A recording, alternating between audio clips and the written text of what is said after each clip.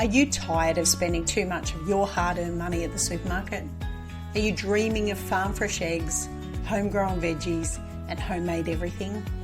Well, welcome to Ditch the Store, where we break free from supermarket dependence and take back control of our food and household essentials. I'm CJ, and I'm here to show you that life is too short for store-bought eggs. So let's get started. G'day everyone, and welcome to another episode of Ditch the Store, episode 148 this week, and we are talking about homesteading without quitting your day job. Now that's something that's really important to me because I still work full time, and I have taken time off here and there, but for the most part of it, I work full time, and my work situation is about to change, as is the handy helpers. So between the two of us, I think we're in a really good space to talk about homesteading without quitting your day job.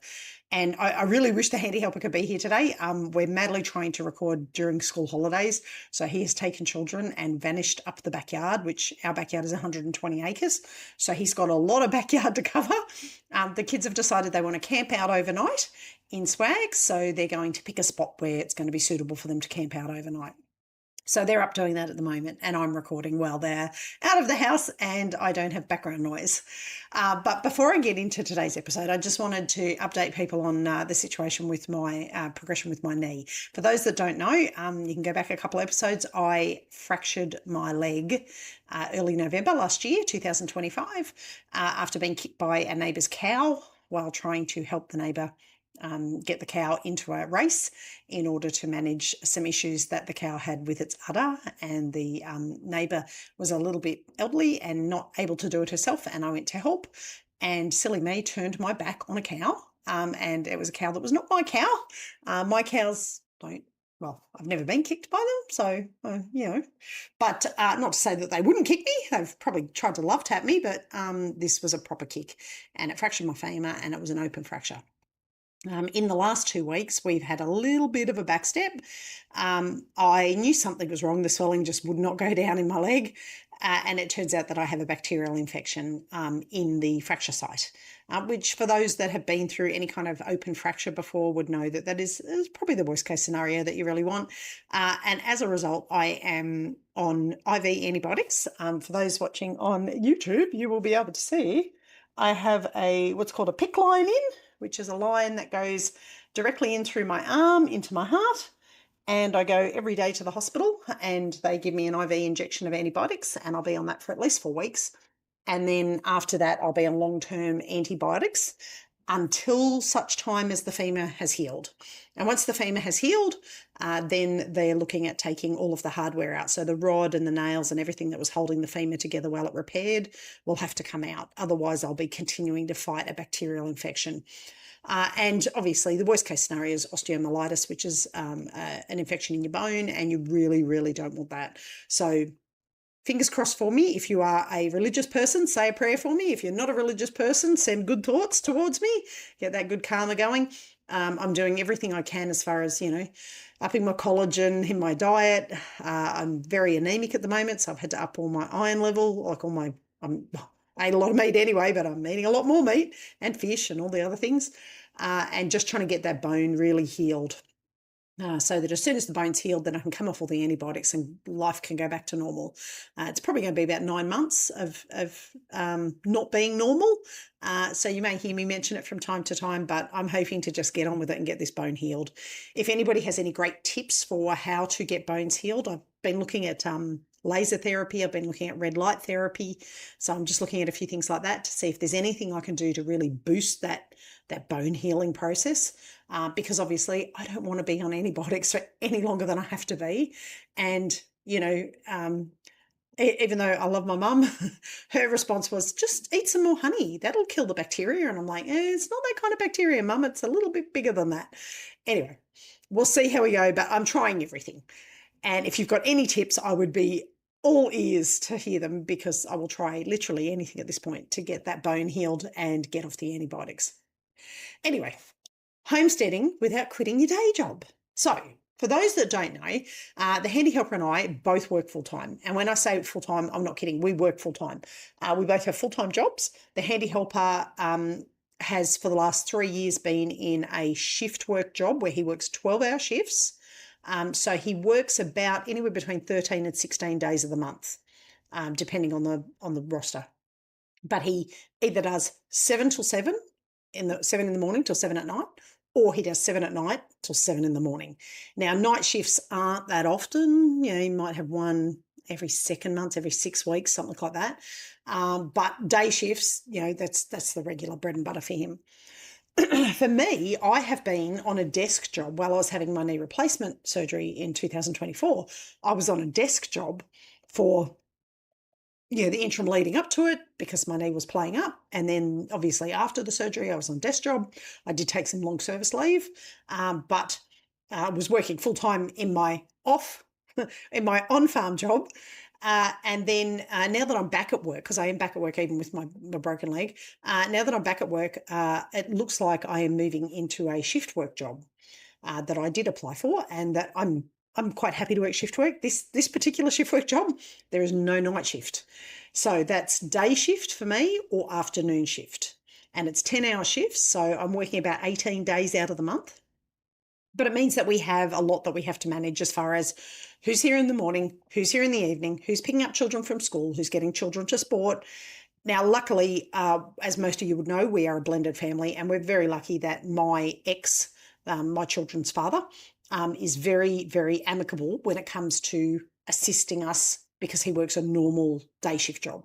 So he can be very amicable and very helpful when it comes to, can you get the kids from school and get them to here, and then handy helper will pick them up on his way home from work if I'm working afternoon shift. So we've always been able to work it out in the past, and I've no doubt at all that we will work it out now. But it does mean that you have to have some planning, and you have to have a calendar, and the calendar has to be visible to everybody so that everybody knows what page they're on. Now, probably the most important part of that is you don't need to be on 120 acres to be homesteading with a full-time job. When we first started this process, we were on 2.5 acres, and that was it. 2.5 acres. We had a beehive. We had a huge amount of veggie gardens. We had a chook run that encompassed all of our orchard area. So we had probably 15 fruit trees in that property. I've got 4 fruit trees here. I need to get more fruit trees, but we had about 15 fruit trees there, and I used to manage pruning them and getting the fruit off them and all the rest of it. We had our chooks. We had the 2 milking goats. We only had 2 milking goats at that point, so that was relatively easy as far as work went. But we managed that 2.5 acres, and we had an hour commute to our work, and we were both working full time. So, and the hour commute was also the hour commute to get the kids to school. So the kids used to go to before school care. I would drop them off nice and early at before school care, and then the handy helper would pick them up in the afternoon at the end of his day after school and bring them home. So, it was a real balancing act, but we absolutely had time. And the reason we had time was we scheduled things on certain days that we knew we had to do. And there's always some jobs that you have to do every day, and I'll go through that. But for the most part, you can schedule those once a week jobs once a week and just make sure they're on days where you don't have other shit on. Now, the really important bit there is build up slowly. We didn't start with goats. We didn't start with chooks. We started with a veggie garden. Literally, the first thing we did was we already had the orchard there. The trees were on the property when we bought it. So we fenced those off, and they had terrible codling moth all through the apples. We probably had about 5 apple trees, and there was codling moth through all of them. So I was madly trying to fix that because the apples were just useless. And then I started studying permaculture and regenerative agriculture, and worked out that I had not a pest problem, but I had not enough predator problem. So we got chooks, and we fenced the chooks into the orchard area, and the chooks love codling moths. And so they would go and eat the codling moth before they hatch out of the ground. Codling moth, they bury their eggs in the apple. The apple drops to the ground, rots on the ground because it's no good. Once it rots on the ground, then the moth larvae, and I don't know whether it comes out as larvae, but I think it comes out as larvae and buries itself in the apple again, lays some eggs, and then it exposes itself as a moth. The chooks were eating the larvae before they could get to the apples, and all of a sudden our codling moth problem stopped. So We just started one thing at a time that we knew was going to help us on our path. And the first thing for us was, we've got all these fruit trees. We need to keep them healthy. The healthiest way to keep them was to put chickens underneath them to get rid of any of the pests that were killing our fruit. We also had a veggie garden. Now, a veggie garden, the first year I got stuff all out of my veggie garden. I really did. I was like, I'm just a brown thumb. I'm just really useless at this shit. Anyway, then somebody said to me, have you noticed if there's many bees around? And I was like, oh, no, there's not many bees around.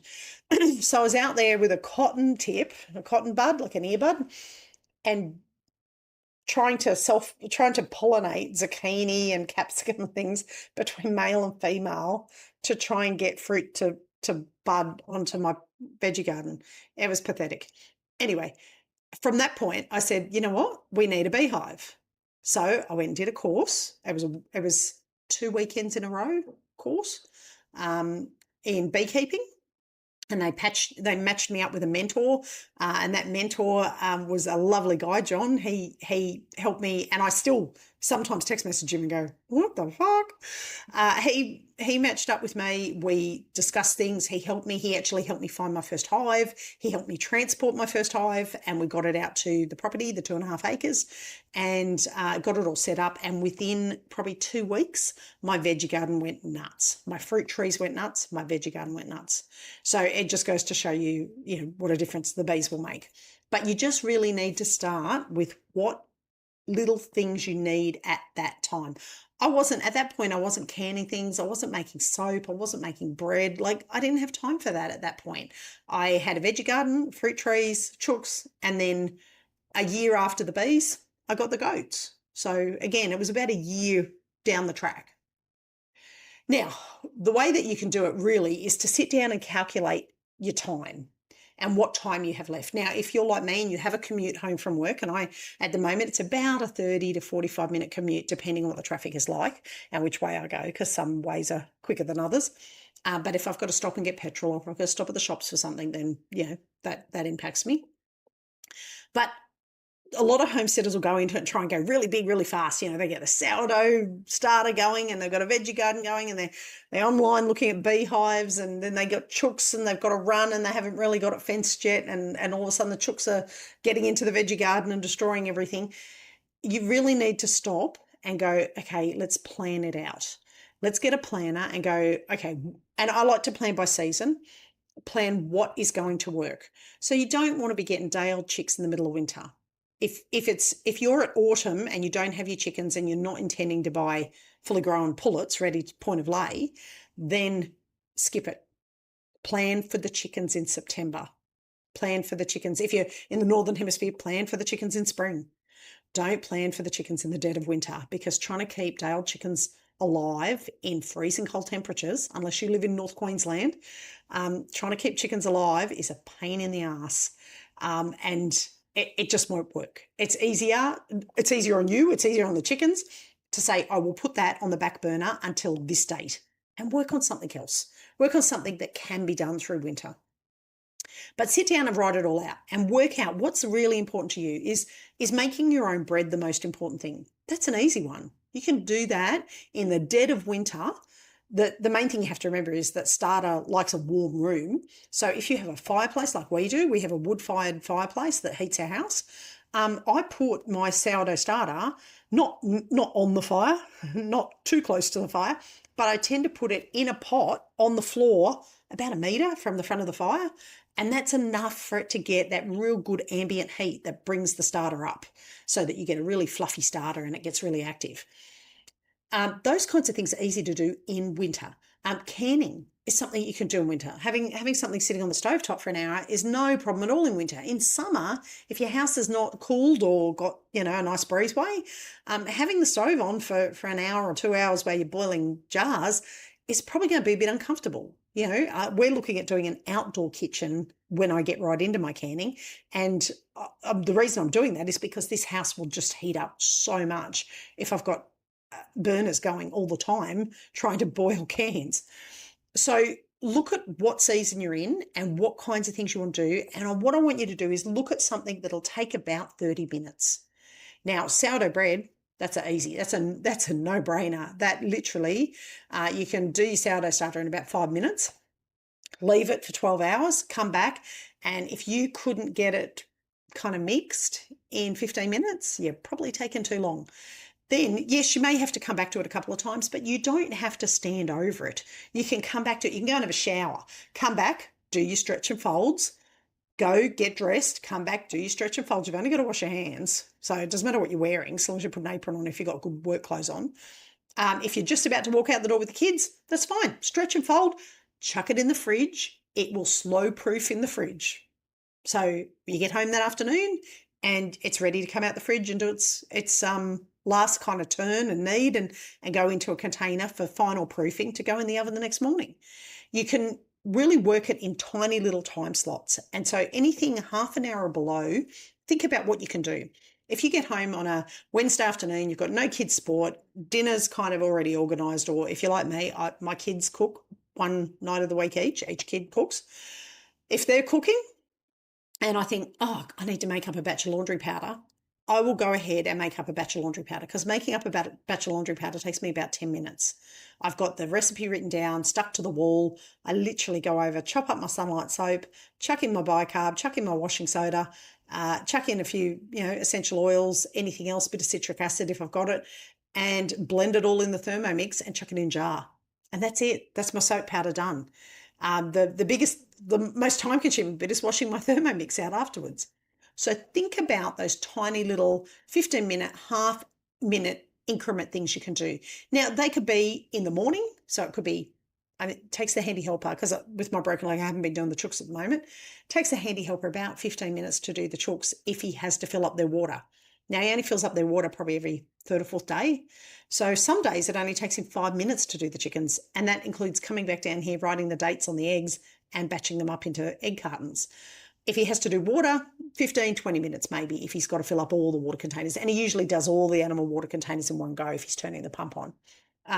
Tipping a compost bucket out into the compost heap near your veggie garden. My kids do that. I send the kids out, especially since I've hurt my leg. The kids go out in the morning. I'll say to them, here's the tub. Could you go out and empty it into the compost? They know to upend it and then to turn it over with the spade that's sitting in the compost heap, so that it's covered by soil that's already sitting in that compost heap. They turn it over so that it's flattened on it, so it's not exposed to the air straight up, and it gives it time to kind of sink in. And you can do that literally in between having breakfast, brushing teeth, getting shoes on. You just got to be organised about it. And having a list of what needs doing in the morning and a list of what needs doing in the afternoon is one of the best ways I find to do it. The kids know. Now, if you can automate things, oh my God, it's the next big job for us is automating water. At the moment, we still turn the pump on to fill up all the waters. We have an old tank that we're in the middle of patching, and the handy helper is going to push that up onto the hill so that it's gravity fed down. Once that is up on the hill, we will fill that with dam water, not rainwater, and it will gravity feed to all of the animals' waters. So the chicken water, the dog's water, the goat water in both paddocks. The cows and horses we don't have to worry about because they've got access to the dam in their paddocks. So that's an easy one. They're already automated. But things like, even for feed days, we will feed the goats when we milk of an afternoon, because at the moment we're milking Poppy of an afternoon because we took one of her babies off her. We'll milk, and then we make up all the feeds for in the morning, and they're sitting in the bucket ready to go in the morning. So when we get up, we don't have to mix up the feeds. We just pick it up and go. So it's kind of automated in a way. Setting reminders for things is another one. Setting reminders on your calendar. I have reminders that come up that tell me first of the month, check all the goats for their FEMACHA levels, which is their anemia levels, where we check their eye to see whether it's bright pink or white, white being anemic, bright pink being exactly how you want it, almost red. And so the first of every month I check that, because we've had problems in the past with Barber's poleworm. So I have an automatic reminder, because otherwise I would forget. And especially given I hurt my leg on the 1st of November, we forgot on the 1st of November. We checked them on the 1st of December, they were fine. But, at worst, we would miss a month's worth of checking, not 2 months. And then prioritise things that you're really going to get a payoff from. Chickens for us were always, like expanding the chickens were always a no-brainer, because we sell the chicken eggs. So we sell about 10 to 12 eggs, cartons a week. And for us, that was always a priority because we knew that that would pay for the chicken feed, which means all of our eggs are then free, so to speak, apart from labour. But that was a big payoff for us to get those chickens going. The goat milking, because we like the idea of consuming raw goat's milk and not having to pay $7 to $15. The handy helper found it at a particular shop, which I won't mention the name of, but it is a market, not a supermarket, not Woolies or Coles, another one that has beautiful fresh produce, $15 a litre for raw goat's milk. He nearly spat it. And I said to him, well, just think how much we're saving by milking our own. Anyway, raw goat's milk was important to us. So that was, having the goats was something that we really focused on. Having the apple trees hasn't been really important to us yet, but it's getting more important. The kids are really starting to say we really miss having those fresh apples. So that will be the next thing on the list. And remember, the most important bit is, even if you don't get to it every single day, if you get to it every other day, chickens, I know you have to do them every day. Goats, you have to deal with them every day. But your veggie garden, if you only water it every second day, it's not going to die from every second day. Even at the moment, we've got 40-degree temperatures here in Australia and things are still growing out there. But if you can do it every day, if it's a 10-minute job every day, and that's going to see you at the end of the week with only having to do maybe 20 minutes of work out there, then I would definitely aim for that. And the important bit is to stay consistent and build momentum. Because as you keep going, you'll notice the difference and you'll get into a habit. It's like brushing your teeth. If you have the same habit of every morning, you drink your coffee, as soon as you finish your coffee, you go in and brush your teeth. Because you know that when you leave for work, you're going to feel nicer. If your teeth are nice and clean, you're going to feel like everything's nicer. I can't leave the house without brushing my teeth. But for me, that is a habit that I just have. I don't even think about it. It is just automatic. Everybody can be saying, right, we're ready to go, walking out the door of the car. And I'm like, yeah, I'm coming too, with toothbrush in hand, brushing teeth, because I know that I've got to do that before I walk out the door. Once you get into that habit of watering that garden for 10 minutes every day, it will stick. And it's being consistent about it and not beating yourself up when you miss one day, but being consistent about it for the main part will build that momentum where you start to see a really good result. Now, one of the other things that people don't think about with, managing job and farm and all the rest of it is utilising kids. And I'm not saying put them to work like in the, slave market kind of thing, but kids actually, I find, and correct me if I'm wrong, if you think I'm wrong, we're obviously brought up in different camps, and I am a Gen Xer. I was brought up by boomers, so I was dragged up essentially. My kids have a lot of responsibility, and I have no problem giving them that responsibility. They're teenagers now. When they were little, their responsibility was not quite so significant, but they still had responsibility. They still had to collect the eggs. They still used to go out every day and collect the eggs for me. They used to have to go out and check the feeder in the chicken run. I would go with them, and for the first 6 months to 12 months, I went with them every single day. But it got to the point where if I was busy doing something else, I could say to them, could you please go and collect the eggs and check the feed and check the water? And they would go and do it because they knew what to do. Giving them that responsibility and educating them how to do it, kids thrive with that. Anybody that says kids don't thrive with responsibility, I don't know what their kids are like, but they're certainly very different to mine. My kids love the fact, my OJ, if I say, look, since I've broken my leg, when the handy helper's not here, when he's at work, we get home and I say to OJ, mate, can you go and do the chooks for me?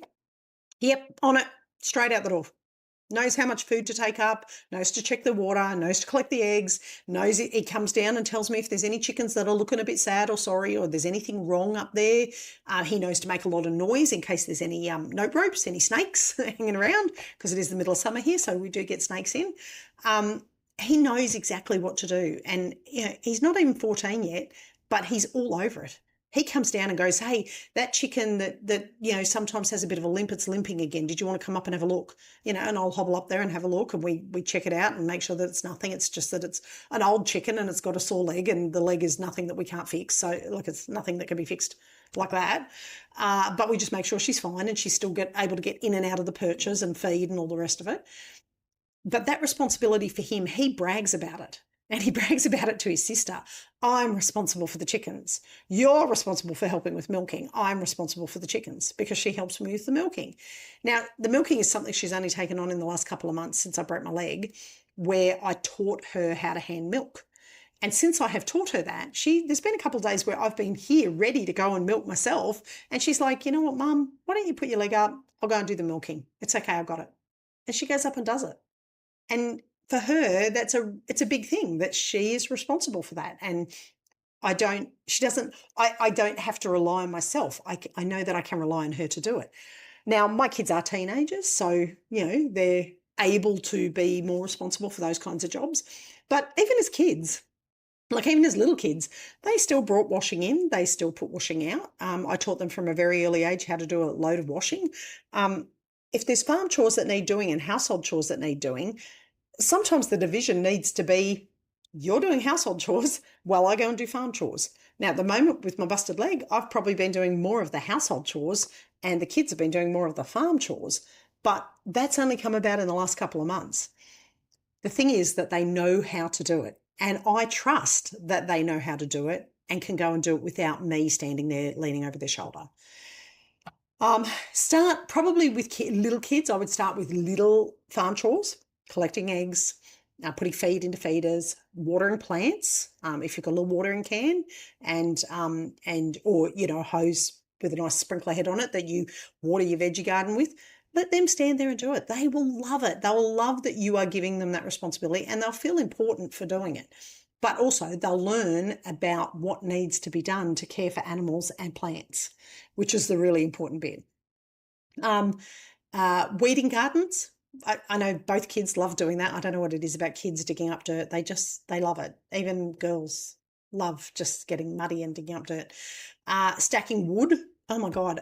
Once OJ worked out how to use the wood splitter for splitting wood, and I'm terrified he's going to take a finger or something like that, but he hasn't to date. And handy helper stood there and showed him how to do it all. And he goes out there, and the wood splitter is not sharp, I should add. It's not an axe.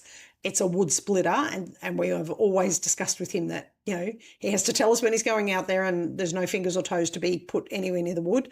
But he goes out and he splits wood and stacks it without a problem.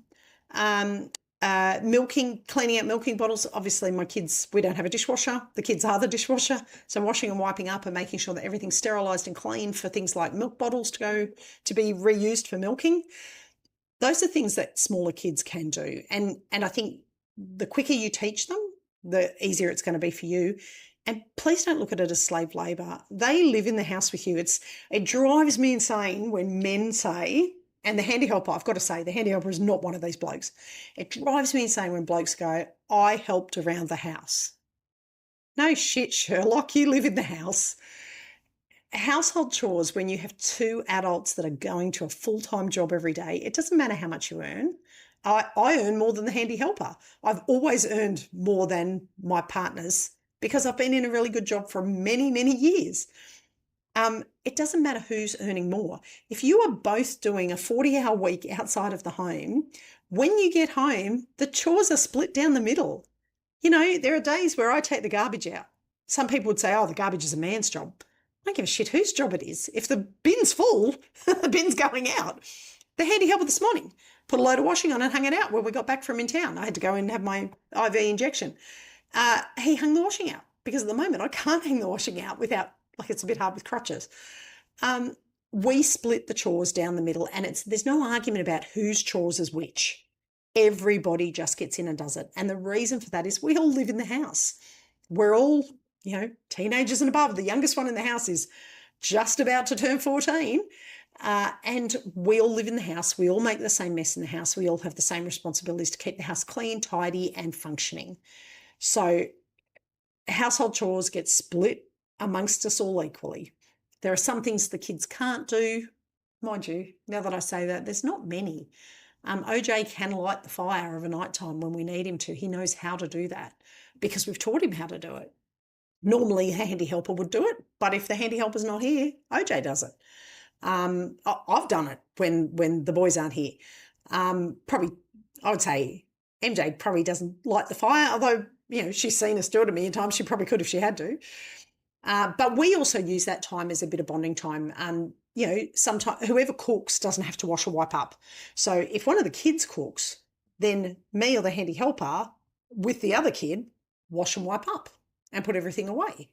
And that's a good time for us to kind of have a chat about what their day's been like and what they've been doing and things like that. When we go up to do the milking, I always have a good chat with MJ about how things are going at school and stuff like that. OJ, when he goes and does the chooks, he comes back down, and I usually sit down and have a chat with him while he's doing the eggs and numbering them and putting them in their cartons.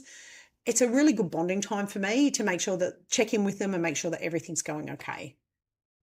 Now, if you have a partner who is maybe not as keen on homesteading as you, don't stress too much. There are people out there.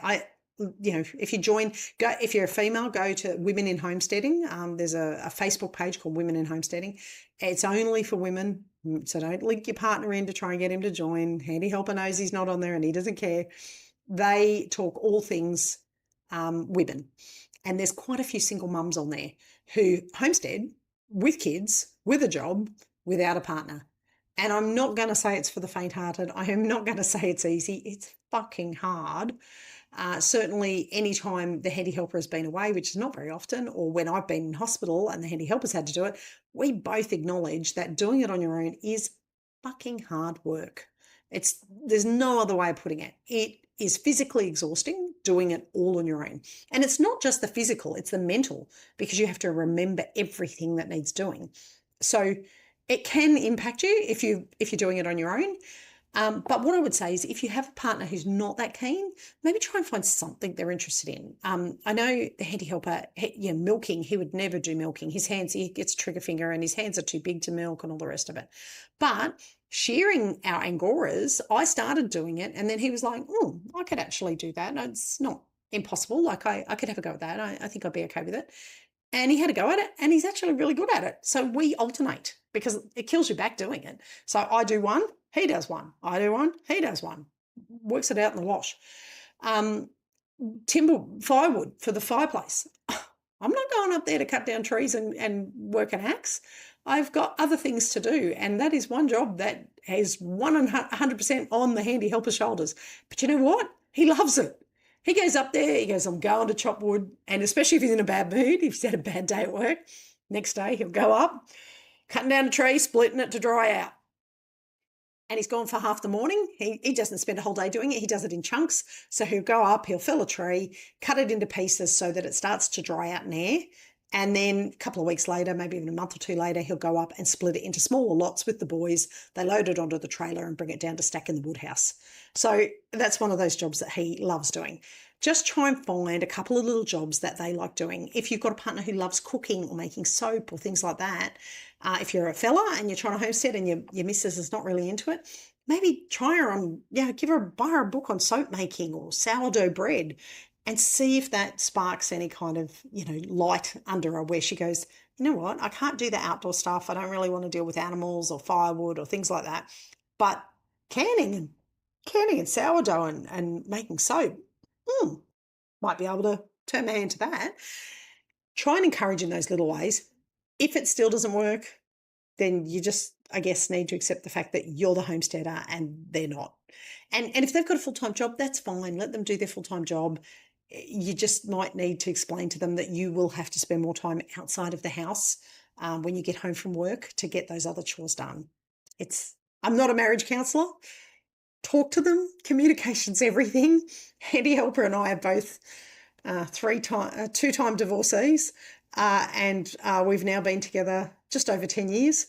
And I can honestly say that communication has made the world of difference to our relationship. We discuss everything. And we discuss it openly and honestly. And when he gives me the shits, I tell him. And when I give him the shits, he tells me. We have no problem with it. We don't hold a grudge about it. We just say it.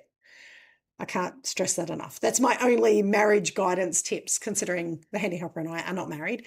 And like I say, we're both twice divorced. I think we're not necessarily the basket case for perfect marriages, but certainly this one is working purely based on our communication levels. He was not a homesteader when he came to live with me. Now, Choosing projects that fit your life. Oh my God, and I just realized I'm probably going to go over time. Choosing projects that fit your life. So start with your seasonal stuff. Like at the moment, we're coming towards we're smack in the middle of summer. So it would be a great time to get chickens. It will be, there's lots of things that can still go in the ground at this point. You just have to be mindful of the fact that they will need to be maybe shade covered during the really, really hot days that we're having, and have a look at what their maturation, I can never say that word properly, maturation rate is, because you don't want things that are going to take so long to develop that they'll go into frost period. But you can develop beds for potatoes and garlic, those onions, things that are going to go over the winter months in the ground. You could start prepping beds for that. Chickens you could do. Container gardening, if you're in a situation where you don't want to dig up a backyard at this point, get a few pots and put them out on the veranda and get some things growing there. Beautiful. If you've got a closed-in veranda, you might be able to make it like a real hothouse and get things growing really, really quickly. Chickens, like I say, super easy at the moment. Going into winter, you definitely can get day-olds at the moment, and they will probably be laying, what are we now? If their eyes are browns, they'd probably be laying right on winter. So it's kind of a bit of a funky time to do it. But a lot of chickens go into a molt over winter. If you got some heritage breed now, they probably wouldn't start laying till after winter if they're day old now. But that might be okay, because then you'll hit spring running with an abundance of eggs. Herb gardens, like I say, they can be grown on a veranda, in a balcony setting, where you don't need to worry too much about the weather if you can make it into a little hothouse. So if you can get one of those little herb garden container kits kind of thing that has a lid on it and makes it like a hothouse, that'll be fine, because that'll see you through. Just be mindful that some of the herbs will bolt. If you don't know what that means, it's where they just go straight to seed. Some of them will bolt in summer. Every time I have tried to grow coriander, it bolts in summer. We're just too hot here in summer for it. I need to put it in the shade somewhere, or I don't know, to grow it at a different time of year in a container or something. I've had basil bolt as well, and mint. Where it's just got so hot that it's just gone crazy, and oregano is the other one, gone nuts. But you can get other garden beds ready for those winter crops. Worm farming or compost bins, this is a perfect time. Get that heat going into them. Worms love a good warm, moist, I know everybody hates that word, a good moist environment, but compost bins are the same. They like a moist, hot environment. So this is a really good time to get some compost going, so that you can get get a really good compost pile up, so that come spring, you are going to be good to go with a good solid layer of compost to go over your garden beds. And start thinking seasonally. Start thinking about what you need to seed save. You need to prep for seedlings. Depending on what your environment is, depending on whether it's going to be frosty still, whether you can start seedlings on a veranda or in a little hothouse before you put them out. After the frosts are finished. I know for a lot of my North American friends, they have snow on the ground up until a certain point, so you can't put anything out until the snow's cleared. But if you can grow them in containers and get them started, then when you do put them in the ground, they're good to go. But you do have to be mindful. So I would say winter's a really good time to kind of plan that garden bed as far as timeframes, but also read books about when frosts finish, when they end, or when they start, when they end. How much water things need, different garden beds, different companion planting guides, things like that would be a good time to kind of flesh that out. And sketching out your garden plans as well is probably a good time to do that. Summer and spring, obviously active, growing, birthing, kidding, chick raising. If you're doing meat birds, spring and summer is the perfect time to be doing meat birds. And then autumn, as you go into autumn, think about your preserving. Think about drying herbs, putting things in dehydrators, canning things, if you've got a cold storage that you can put root vegetables in, that's a good time to do that. And remember, it doesn't matter what somebody else is doing. And I know everybody loves looking at the Instagram stuff. It doesn't matter what somebody else is doing. If it doesn't fit for you, don't do it. Just do what works for you. And if it doesn't work for you, it's okay to say, shit, I had a really good red hot go at sourdough bread and I'm terrible at it and I'd rather just buy it from the bakery. Scrap it, buy it from the bakery. Don't give yourself heartache over, I'm not a bread baker. Why is it not working for me? For years I tried and was terrible at it, and I finally cracked the code, but there were so many times where I felt like such a failure for not getting my sourdough bread right. and nearly gave up. And I kept going and I ended up right. But yeah, it took a while. Now, mindset check. When you're working and you've come home from a long day at work, don't think about it as being behind. You're not behind, you're still building. And building is hard work. It takes a long time to build up a homestead. And that's not the end of the world. You just have to go slow and steady. Don't think you're too late to the party. You're never too late to the party. Every day that you do something, you're ahead of the day you were before. That sounds really very calmer and very, very woo-woo. But you know what I mean. Once you get started, you started. You're ahead of where you were yesterday. If you see other people milking goats and harvesting all these crops and things like that, don't think bad things about them. Think really good things and think, oh, that's going to be me in a year's time or 2 years' time or 3 years' time. And that's okay. You aren't supposed to know how to do everything in the one day. Homesteading is a marathon, not a sprint. I tried sprinting it. It failed badly. I am still marathoning it, and there are people that are way ahead of me, and there are people who are just starting, and I still get something from everybody. Like I'll see people who are just starting and they'll come up with some really cool little neat trick that they worked out. And I think, shit, I never thought of that. How did they think of that? But I'll take it all. I have a very open learning mindset, and I think you really need to with homesteading, because somebody will always have something that's easier to do or a better way of doing it that you didn't think of. And you just have to be really grateful that you saw it and go, I'm going to try that. And when it works, great. And if it doesn't work, you scrap it and go back to what you were doing in the first place. And don't stress when your plants die. I know I'm a terrible gardener. Gardening is my one great flaw. I can raise any animal. I can manage any animal from birth, conception, all the way through to butchering. But God, plants, I still am on that learning curve. I can grow some things. Tomatoes I grow really well. Herbs I grow really well. Potatoes, do really good with potatoes and onions and garlic. Surprisingly, all the things I like. But also too, there's a saying, and I've got it pinned up on the wall in the kids' room, and I should turn around and read it because I will get it wrong. But mistakes are not failures. That just means you're trying. And when you fail at something, when something doesn't work, it's not a failure. It's you've just worked out a way that it doesn't work, and now you can get on with working out a way that it does work. So every time you make a mistake, just think that. That's just one way that it didn't work, and now I'm going to learn a different way that it will work. Anyway, that is it for me. I kind of sped through the last little bit there because I'm worried that kids are going to come barreling back in the house at any minute. But just remember, you don't need to be perfect. You just need to do 10 to 15 minutes every day. Oh, and the last thing I'll say, stay frugal. Borrow, barter, get secondhand. You don't need to start with new stuff. Upcycle, recycle, do all that kind of stuff. You don't need new stuff. And I'm going to talk next week about the tools that you really need. So I'll go into more about that next week. Anyway, that is it for me this week. And I can hear a car pulling up now, so it's perfect timing. Bye for now, everyone. Well, that's it for today's episode of Ditch the Store. If you're loving the journey to self-sufficiency, be sure to subscribe. You can also leave a review for us or share this episode with a friend who's ready to break up with their supermarket. If you've got questions or success stories, we'd love to hear about them on the socials. You can also find me at www.mojohomestead.net.